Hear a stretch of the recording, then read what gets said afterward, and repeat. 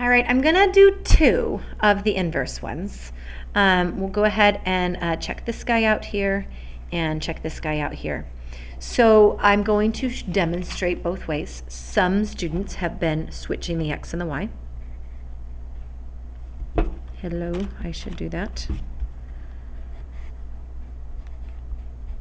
And then undoing everything. So first we undo the 3.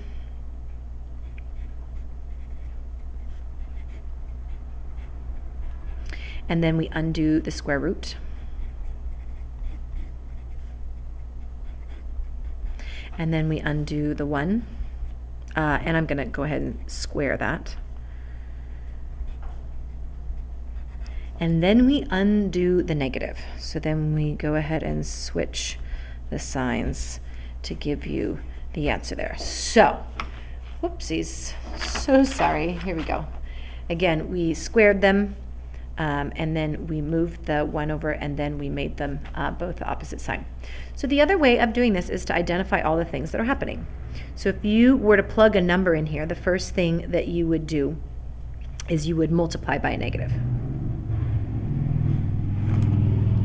You would say, if that was a 2, you would say, oh, that's a negative 2. And then you would add a 1, and then you would square root it, and then you would times by 3.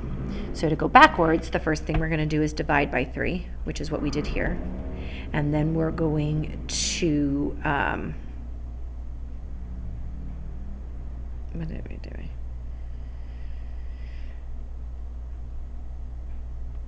And then we're going to subtract, oh, I'm going backwards. Oh, scared me for a second. Okay, we do the opposite of that. The opposite of this one is squaring it, which is what we did next. And then the opposite of that one is subtracting it, which is what we did next.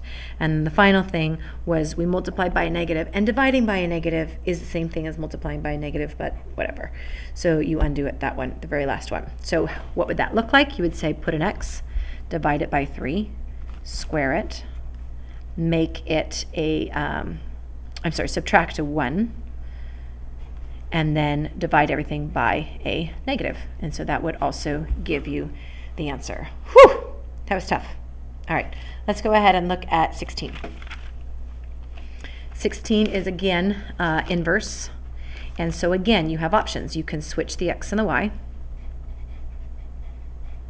and then undo everything. So undo that, plus or minus, and then undo that.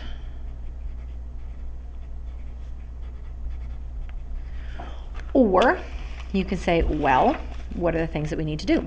If I were to plug a number in here, I would say 2 plus 6, so I would add a 6 first, and then I would square it. So to go backwards, I would square root, and then subtract. So what I would do is I would say x, I'm going to square root the x, and then I'm going to subtract a 6, and either way, you get the same answer. All right. Again, you can either look at what's happening and undo it, or you can switch them and then undo it that way. Either one, you're going to be undoing it, hopefully in the correct order.